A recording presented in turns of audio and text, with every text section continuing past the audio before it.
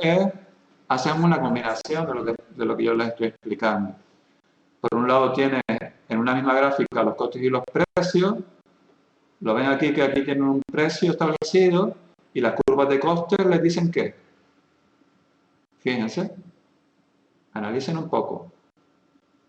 Si yo, por ejemplo, produzco, imagínense que el 100 está aquí. ¿Qué pasa? ¿Qué pasa si yo produzco con el 100 está aquí y esta es mi curva de costes?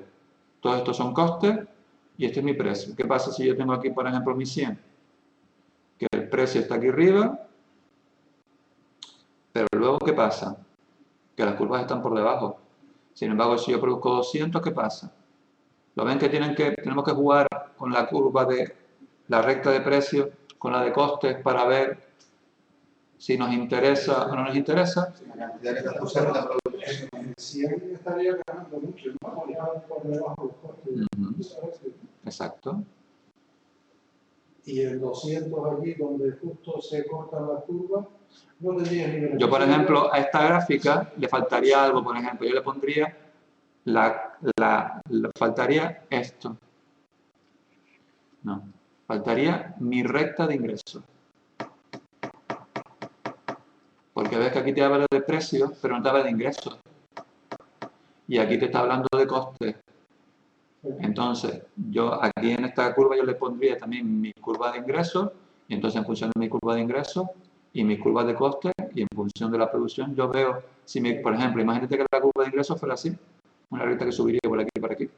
Tendría que ver si mis ingresos están por encima de mis costes. Si están por encima de mis costes, obviamente la producción que yo estoy haciendo me está produciendo beneficios, pero si no, no. ¿Y qué te está indicando? La mayor cantidad de producida. Las variaciones del coste con respecto al precio. Fíjate, por ejemplo, Fernando, lo que estamos hablando antes, pero en función de variables, en una gráfica. Ves que te pone aquí coste variable. Coste variable varía en función de la producción. Y se supone que cuanto más produce, más costes hay. Por lo tanto, ahí tenemos que empezar a hablar de otra cosa que son más complicadas. Porque fíjate que al principio la producción baja y luego empieza a subir, ¿lo ves? Pues aquí lo que nos viene a decir es que el coste variable, conforme va subiendo la producción, ¿qué pasa con el coste? Aumenta. Entonces, claro, obviamente tenemos que ver en qué punto la recta de ingresos totales corta esta curva, en este caso, de costes totales. Y ahí sería nuestro umbral donde empezaríamos a tener pérdidas. Por ejemplo, yo me pasé otro año entero de la carrera analizando esto. Pero hay un precio constante, ¿no? En este caso hay un precio constante. Lo que no nos dice es los ingresos totales. Tendremos que poner la curva aquí. Porque fíjate que te pone precio, pero el precio es unitario, no influye en función de la cantidad. No sé si habría aquí por aquí otra gráfica.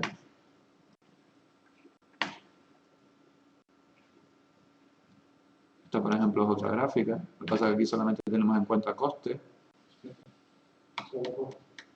Esto es coste total medio, coste variable medio, esto es coste marginal, esto es coste fijo medio. El coste fijo, a medida que aumenta la producción, como la producción aumenta y el coste fijo es el mismo, ¿qué pasa? Que por unidad va descendiendo. Por lo tanto, va por abajo. El coste variable sube y el coste total es la suma de las dos. Eso es lo que yo le iba a decir ahora. Por lo tanto, la curva realmente que nos importa es la del coste total. Pero esto no es objeto de la asignatura. Vale.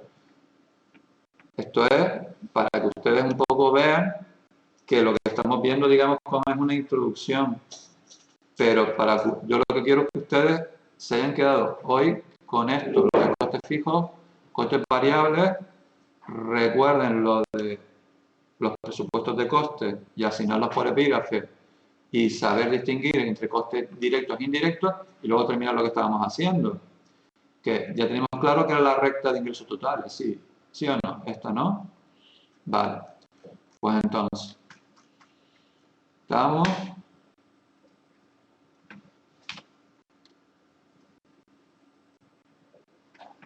aquí. Punto muerto, umbral de rentabilidad. El punto muerto sería aquí. aquella cantidad para la cual los costes y los ingresos, digamos que se igualan. ¿Por qué? El coste fijo es perfectamente elástico, como yo le estaba diciendo por las curvas de demanda. Perfectamente elástico, lo estoy diciendo perfectamente elástico porque no varía con la producción, ya lo hemos dicho. Y el coste total, ¿qué es? La suma del Coste variable más el coste fijo. Entonces, ¿dónde está aquí el coste variable? coste total. Exacto, Fernando. Está metido aquí. Está metido en la curva de costes totales. Y la cuestión, y lo que yo les pregunto es, si la curva, la recta de ingresos totales empieza en cero, ¿por qué? Porque si yo produzco cero, aunque mi precio de venta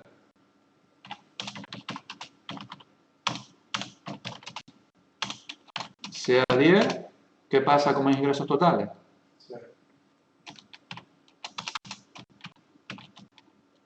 Cero, ¿no? Por eso la curva de ingresos totales, la recta empieza en cero. Pero resulta que la recta de costes totales no empieza en cero y la recta de costes fijos no empieza en cero. ¿Por qué? Porque tú tienes costes que soportar costes aunque no produzcas. Muy bien.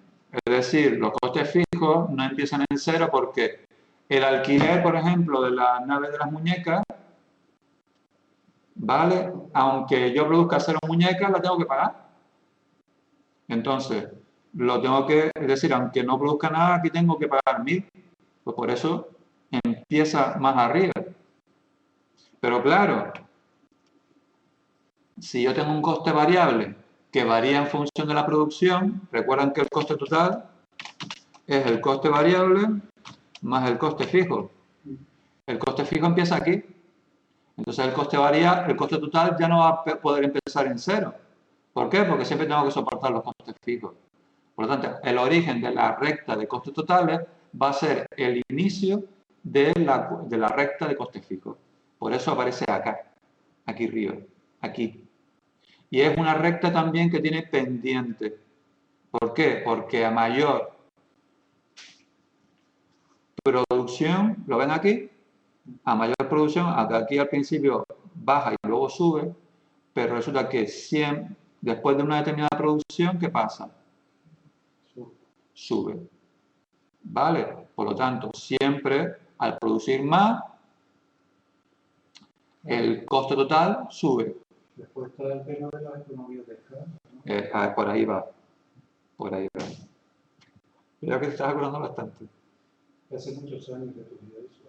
Sí, los rendimientos decrecientes y todo eso es lo que la economía de escala es lo que... Para producir mucha cantidad siempre se obtiene un ahorro implícito. Vale, pues entonces fíjense que esta recta tiene una pendiente también y que hay un punto en el cual pues se cruzan. De aquí para abajo tenemos pérdidas, ¿por qué? Porque la recta de ingresos totales siempre está por debajo de la de costes totales, es decir, lo que yo produzco al precio que yo vendo no me llega para cubrir los costes, sin embargo, por encima... Es necesario una unidad más adelante. Exacto. Y luego ahí está el coste marginal, que me cuesta producir una unidad más y todo eso. Bueno, pues entonces, para hallar el punto muerto de un punto de vista analítico, como estábamos haciendo ahora, por lo tanto, el punto muerto es el lugar en que los ingresos totales menos los costes totales, ¿qué pasa? Van a ser cero. A partir de ese momento vamos a tener beneficios, de una determinada Q vamos a tener beneficios y a partir de por debajo de una determinada Q vamos a tener pérdidas. Entonces, el beneficio, ¿cómo lo definíamos? ¿Recuerdan el año pasado yo se los decía? ¿Cómo lo definíamos? Menos los gastos, para ser puristas aquí, serían los costes. ¿Vale? Porque si estuviéramos dando clases de contabilidad de costes, podríamos entrar en la disquisición de que no todos los gastos son costes. Vale. Entonces, ingresos totales ya vimos que era P por Q, ¿sí o no? Y los costes totales ya hemos visto que es coste fijo, ¿vale? Más el coste variable unitario por la cantidad, ¿sí o no? Ya lo dijimos antes, ¿no? Esto viene de aquí arriba. Ingreso total lo tenemos aquí, coste total lo tenemos aquí. Pues nada, pues ahora ¿qué pasa? Pues tenemos P por Q menos CF menos C. Simplemente lo que he hecho, por ejemplo, es quitar paréntesis, ¿no? ¿Sí o no? ¿Sí o no? Si quiero hallar el punto muerto, es el punto en el cual el beneficio, ¿cómo era? 0. Por lo tanto, yo puedo poner aquí en vez de beneficio 0, ¿no? Y quedaría P por Q menos el coste fijo menos el coste variable unitario por la cantidad. ¿Sí o no? Yo, por ejemplo, la fórmula del punto muerto no me la sé de memoria, pero sabiéndola de deducir. Entonces, tenemos 0 y aquí. Aquí hay P por Q, que tiene Q, ¿no? Y aquí hay coste variable unitario por Q, ¿no? Que tiene Q. Entonces, ¿qué podemos hacer ahí? Muy bien, sacar factor común, ¿vale? Sería Q por P menos coste variable unitario menos coste fijo.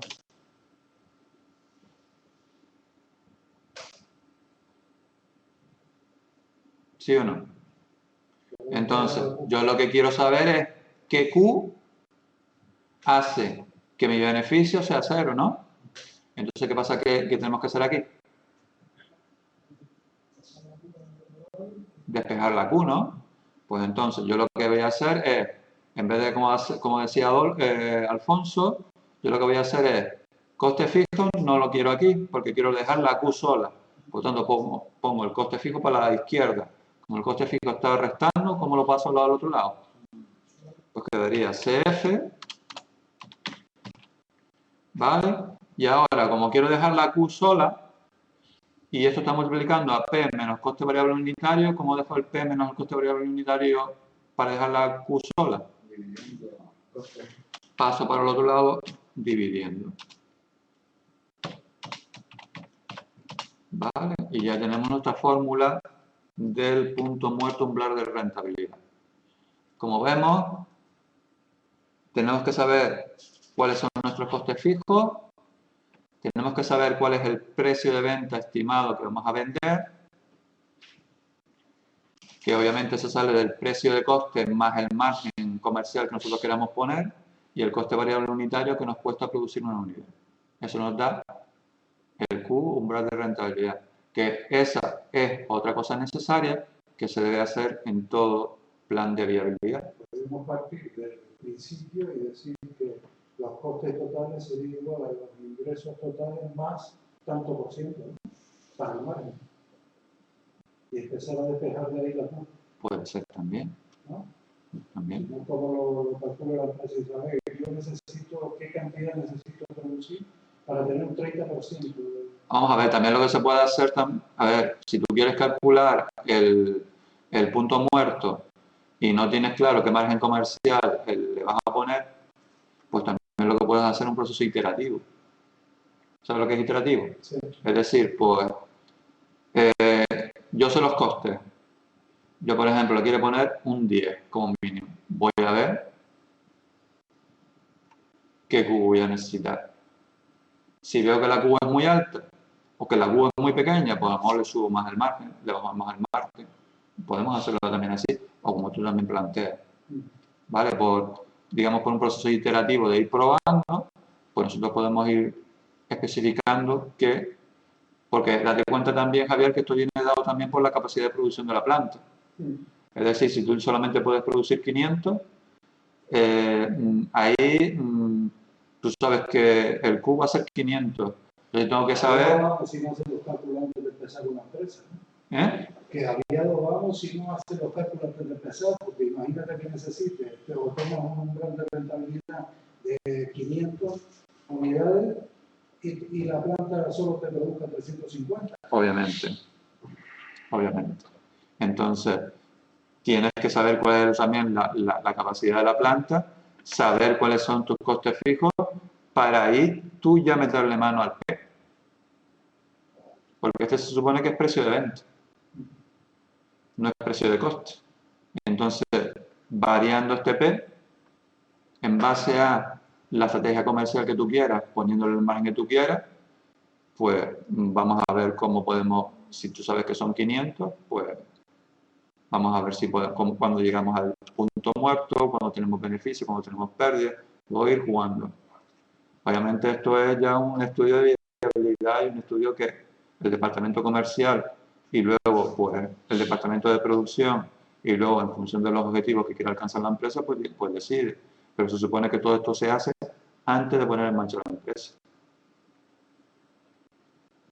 Obviamente esto, como ven, pues es un trabajo, porque entran muchas variables. Tienes que saber los costes.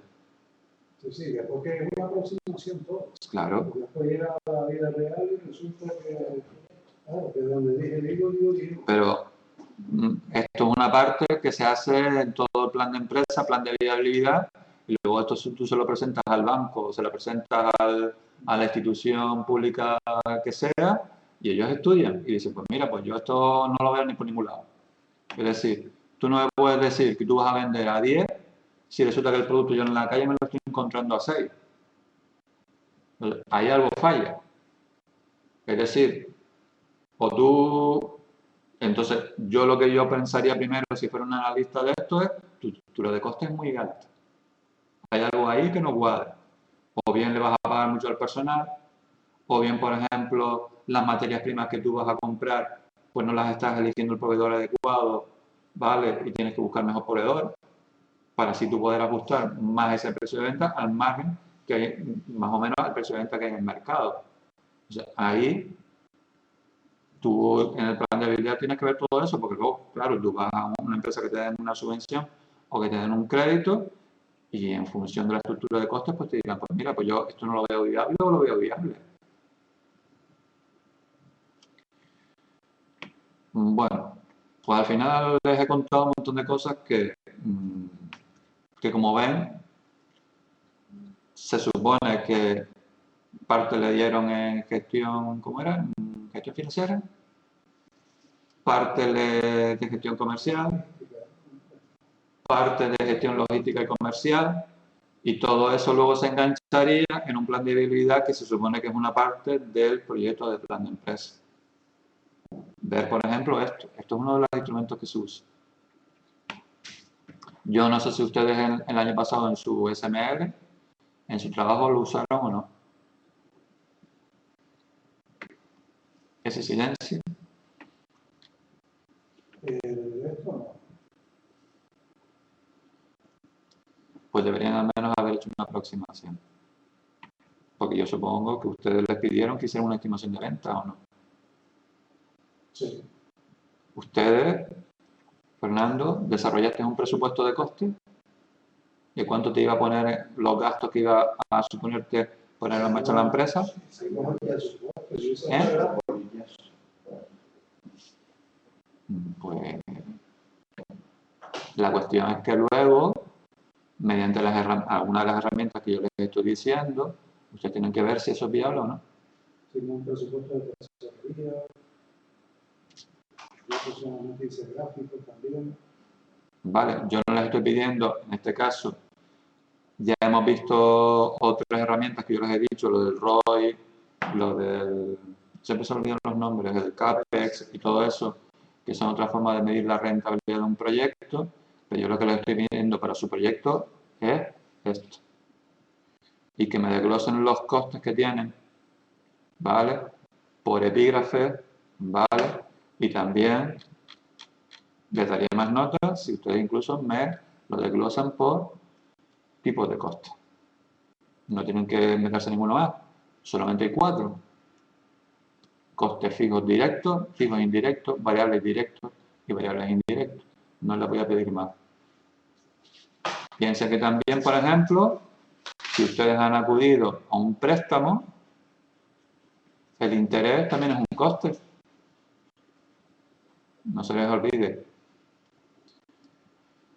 ¿Han visto la plantilla de la gente de casa?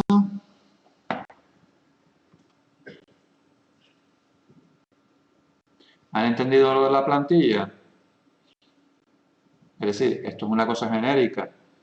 Ustedes la adaptan a lo que tienen ustedes. ¿Vale? Bueno, y después en el tema, aquí tenemos el tema 4 que era la ejecución. ¿Ves que pone planificación de costes?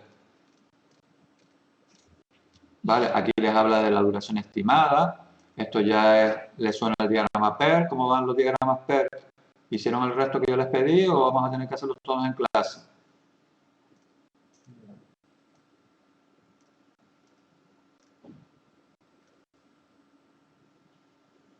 Bam Bam. Uy, eso Bam Bam suena como una canción de...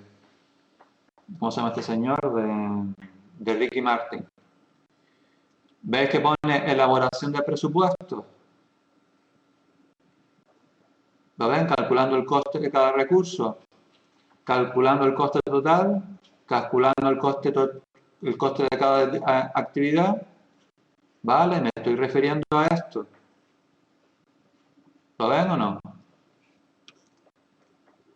¿Veis que pone aquí costes indirectos? ¿Lo ven? Obviamente, una cosa que digamos que no les he comentado es que obviamente esto es un presupuesto. Es una cosa que se hace a priori. Pero ¿qué puede pasar? Que durante la ejecución del proyecto, ¿qué pase? O una de las cosas que estábamos diciendo el otro día. ¿Qué pase? ¿Qué pase? Estos son costes previstos. ¿Qué pase? Que resulta que... Muy bien. Eso, Alfonso, yo te veo candidato perfecto para que te vayas a... Pero vamos, existen costes previstos o costes estimados, ¿vale? Pero luego, cuando el proyecto se realiza, se va realizando, aparecen, se trata obviamente de seguir el presupuesto de costes, pero resulta que luego se dan costes reales, a través de lo que dicen, por ejemplo, Fernando, o lo que dice Manuel, los imprevistos. Entonces, se producen costes reales. Entonces, ahí llegamos al concepto de desviación. Y esto engancha con el siguiente tema, que es una de las cosas que nos queda para la semana que viene, a ver si ya me sobran 1 o 2 clases, para explicarles también un poco de aquello que me pidieron la primera semana, que era lo de las nóminas, que no he olvidado. ¿Vale? Veremos también algo de esto que está en el tema 5, que hay ahí unos ejercicios de PV, no sé qué. Sí, sí, veremos algo de eso. Eso básicamente son, pero eso es muy sencillo, son indicadores que nos miden simplemente desviaciones entre costes presupuestados y costes reales. Sí. Sí, no te preocupes. A ver, yo lo que quiero que ahora ustedes, en el tema 5 te habla de indicadores. Veis que el tema 5, procedimientos de control y evaluación. Entonces, el típico procedimiento de control y evaluación, además de lo que yo les he dicho de que tenían que poner un procedimiento, recuerdan que tenían que hacer como gestionar calidad. Otra de las patas que yo les he dicho que tenían que gestionar la calidad era el desarrollo de un procedimiento. ¿Lo recuerdan?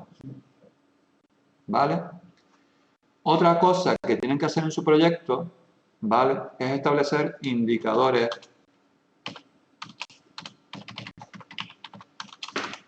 indicadores de control. ¿Vale? Es decir, algún tipo de herramienta que nos permita decir si cuando el proyecto se está realizando, ¿vale? Si el proyecto se está realizando conforme a lo que se ha previsto o si no. Recuerdan que yo les dije que el diagrama de Gantt era una herramienta que nos ayudaba no solamente a planificar las tareas y la duración, sino que nos permitía en un momento determinado ver si íbamos atrasados o íbamos adelantados. Pues yo lo que quiero es que ahora también me plasmen algún tipo de indicador. Y entonces los indicadores, por ejemplo, un típico indicador es una desviación. Si, por ejemplo, yo puedo poner como típico indicador desviación en realización de tareas. Entonces, aquí podemos poner duración estimada menos duración real. Si yo cuando hice mi gráfica de Gantt o cuando ya estimé mis tareas, resulta que mi tarea yo la estimé que iba a durar 10 y resulta que la tarea al final me lleva 15, porque yo lo veo en el diagrama de Gantt real, ¿qué pasa? Que hay una aquí. ¿De cuánto? De 5 días, que podrían poner menos 5, pero como no es muy lógico menos 5 días, 5 días retraso. Tendríamos que ver en el diagrama de Gantt si la tarea tiene holgura. Porque si la tarea tiene holgura, ¿qué pasa? Que a lo mejor esos 5 días de retraso no implican que la finalización del proyecto se retrase. En tiempo. En tiempo. A mí los 5 días de retraso me supondrían más pasta. Otra cosa es el coste. Pero yo lo que quiero que ustedes vean es de que ahora, en el tema 5 les habla de indicadores. Y el indicador por antonomasia es las desviaciones. Y las desviaciones son lo que yo estimo, mientras que lo real es otra cosa. Obviamente en el trabajo, ustedes no van a desarrollar el trabajo y obviamente no lo vamos a hacer de manera real, con lo cual no podemos estimar duraciones reales. Pero yo lo que quiero es que ustedes al menos me pongan indicadores. Indicadores que se utilizarían adaptados a su proyecto. El típico indicador es este. Duración estimada respecto a duración real.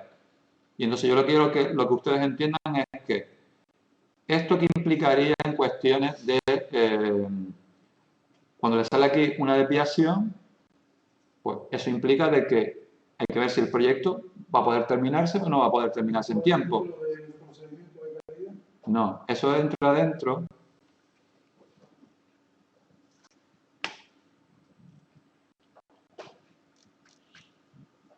Bueno, aunque sí lo podrías poner también. ¿Ves que pone aquí variables susceptibles de evaluación e indicador? ¿Y ves que yo te pongo aquí varios indicadores? Bueno, ¿cómo debe ser un indicador? Aquí te pongo ejemplos de indicadores.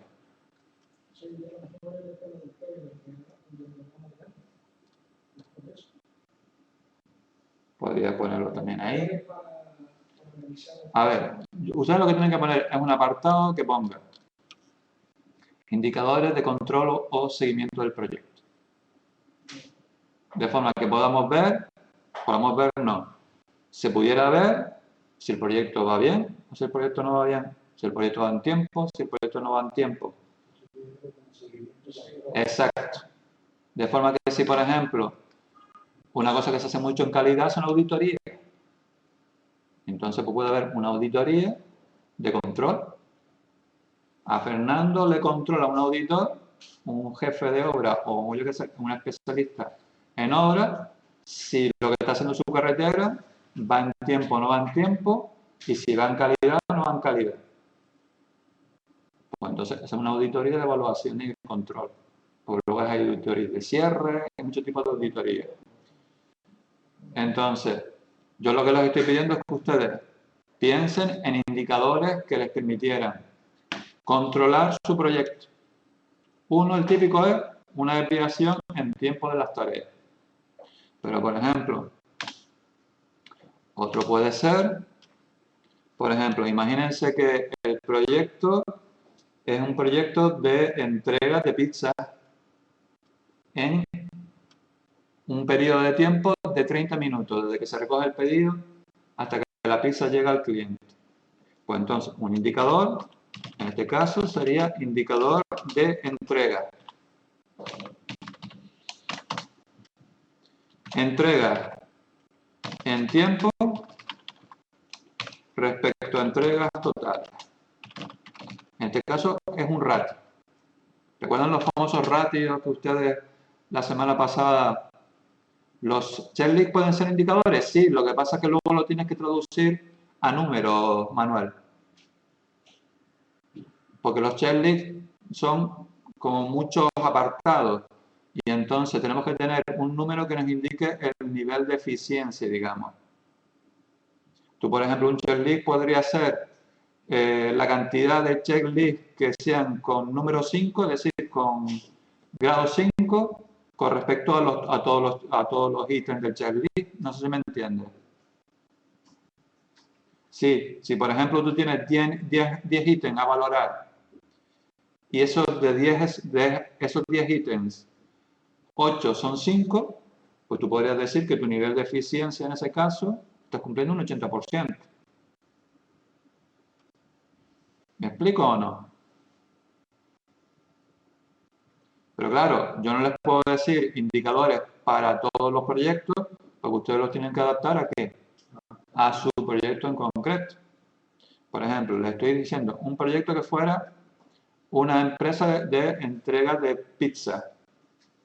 Si yo le pongo aquí y el nivel de calidad es entregar las pizzas desde que se recepciona la orden de pedido hasta que se sirva al cliente en menos de 30 minutos. 30 minutos máximo.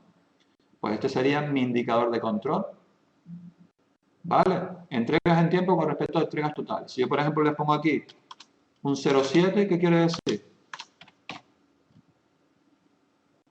El 70% está entregado, ¿ok? De 10 pizzas que se entregaron, 7 la hicieron en menos de 30 minutos. Yo luego tengo que decir si eso para mí es calidad o no. Es aceptable, ¿no? ¿Es aceptable o no? Si con eso yo pierdo cliente o no pierdo cliente. Si otras empresas lo hacen mejor. Si otras empresas lo hacen mejor, es que nosotros lo estamos haciendo peor en algún lado. Por lo tanto, es un indicador que me permite evaluar la eficiencia y me permite compararme con otras. Si yo, por ejemplo, aquí fuera un 0,2, quiere decir que solamente el 20% de las personas de las entregas se hacen en tiempo. O sea, en algún lado hay un fallo. Entonces, yo lo que quiero es que ustedes, aquí tienen, ¿dónde lo puse? Ejemplo, si hay alguien que se trabe mucho y no lo ve, que me pida, me ponga lo que está haciendo y yo le puedo dar alguna indicación. Pero en esta parte, última del tema 5, yo lo que quiero es el diseño del procedimiento. Ya les explicaré esto. Esto es para indicadores para ver si el proyecto se está desmadrando en costes, ¿vale? Ya lo veremos. También es otra forma de ver si está retrasado respecto al tiempo, ¿vale? Ya se los diré. Aquí un ejemplo, ¿vale? Pero yo lo que quiero es dos cosas. Que me desarrollen el procedimiento y que me establezcan indicadores de control y evaluación, ¿vale? Ajustados al proyecto en sí. Y con eso me daré por satisfecho y ya esta pata, ¿qué pasa? Que está ok. Con lo cual, esta pata ok, esta pata ok, esta pata ok, esta pata ok, esta pata también la ok, esta pata ok. Se supone que lo de las adquisiciones e inversiones, eso es parte del presupuesto de costes también. Ok, pues ya lo tenemos prácticamente todo, ¿no? ¿Lo ven o no? Yuhu. ¿Sí? ¿O es el sí de decir sí pero por dentro me está entrando el canguelo otra vez? Manuel dice que no.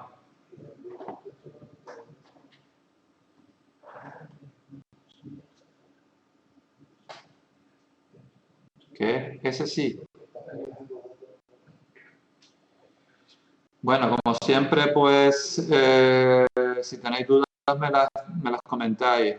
Ha habido personas que ya me están enviando lo que han hecho para que yo se lo siga corrigiendo. Yo les animo a las personas que todavía no me han enviado el proyecto después de aquellas opiniones que yo les dije, que me lo manden para yo ir poquito a poquito, irlo viendo de nuevo y decirles si van siguiendo bien o si tienen que seguir reformando muchas cosas para que la semana antes del examen, cuando me lo entreguen el definitivo, pues no verse que a lo mejor tienen demasiado trabajo. ¿Me entienden o no?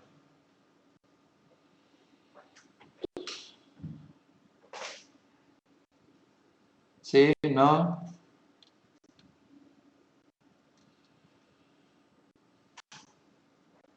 Ya vieron las notas de la segunda evaluación, ¿no? Que se las puse. ¿Sí o no? Sí, examen. Sí. Pues nada, pues recuerden que el examen de la tercera evaluación pues será, Miércoles 17. sí, será temas 4 y 5, ¿vale? Preguntas test, va a caer un PER o un GAN, sí, va a caer ruta crítica y va a caer holgura. Va a caer holguras y ruta crítica. Puede caer un GAN y ya cuando se las explique, pues puede caer también, No, es una teoría puede caer también un problema de esto, que esto ya se los explicaré la semana que viene, lo del CPI, el EV y esto. ¿Vale? Y luego obviamente pues aprobar el trabajo. Quien no aprueba el trabajo puede tener un 10 en las evaluaciones, que me lo tendrá que repetir y sé que le queda para junio. Teórico, sí, repito, van a caer preguntas referidos a los contenidos teóricos del manual.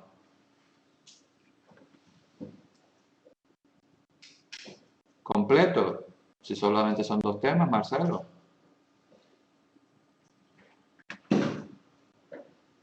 ¿Lo de trabajo completos? Sí, vamos a ver. Si tú no apruebas el trabajo en diciembre, pues yo te diré, pues mira, pues tienes que presentármelo en junio.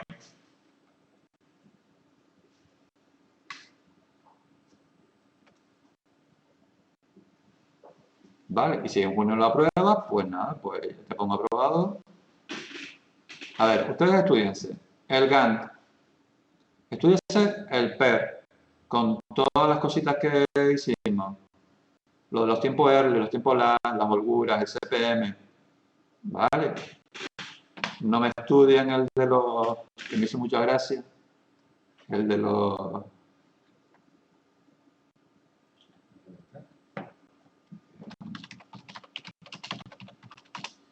Si aprobamos las prácticas de empresa, nos dan el título a finalizarla. A ver, en primer lugar,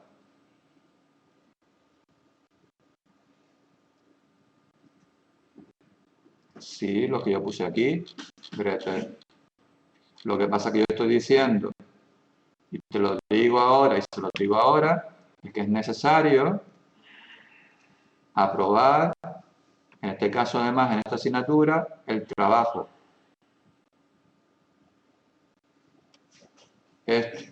Hoy, por ejemplo, no hemos hecho cosas de práctica, pero la semana que viene yo les puedo poner otra vez un ejercicio de práctica. Esto es lo que yo... Tomamos yo de ahí para atrás, ¿no? Sí, como siempre.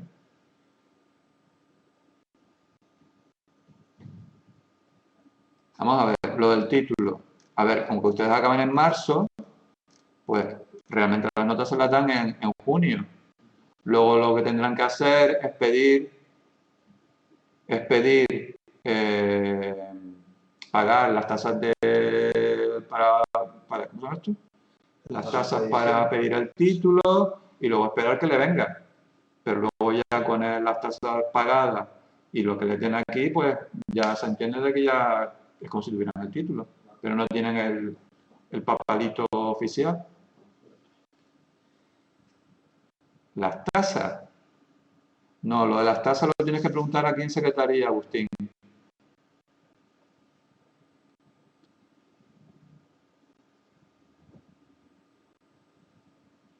Sí, repito, Gretel, pero el proyecto es necesario aprobarlo. Es decir, aunque tengas un 10 en el resto, tienes que aprobar como mínimo un 5 con el trabajo del proyecto.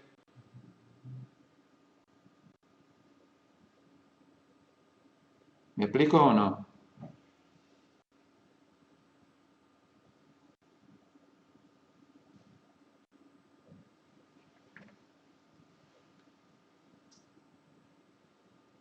No, vamos a ver, Agustín, esos papeles tienes que pagar unas tasas que son del gobierno de Canarias. Nosotros no los damos.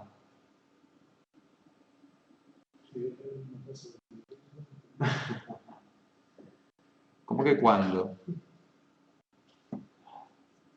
De todas formas, si te quieres informar, ¿cómo que no? Si te quieres informar bien, vienes por aquí, le preguntas a Nieves o le preguntas a la chica de secretaría y ella te informa mejor. Porque si no recuerdo mal es el 740, el modelo. Se tiene que primero acabar el tiempo del curso, que es hasta junio. Apto o no apto en la práctica o convalidada. Y en junio te dan el certificado de nota y con eso vas a la clase correcta. Igual el título te viene en 2 años. Se lo estaba diciendo que qué diagrama es este mostrado.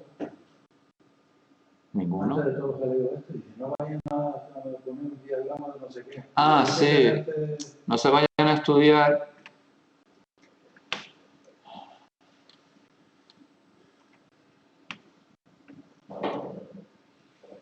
Este estilo. Los cuadrados. Ah, no, ahora Este, por ejemplo, es el que yo he tenido que, yo, por ejemplo, tengo una asignatura estoy dando ahora mismo, la tengo que aprobar, una asignatura que se llama Gestión de Proyectos en Ingeniería, y yo he tenido que hacer un proyecto PER así, por ejemplo. ¿Vale? Y al final, ¿qué tiene? ¿Otros datos distintos? Como siempre, ¿no? Arriba ponemos tiempo early, tiempo last y... Sí, lo que pasa que aquí, ¿te acuerdas que las tareas, en este caso, eran las flechas, estaban en las flechas, pues ahora aquí están en las tareas en los cuadrados.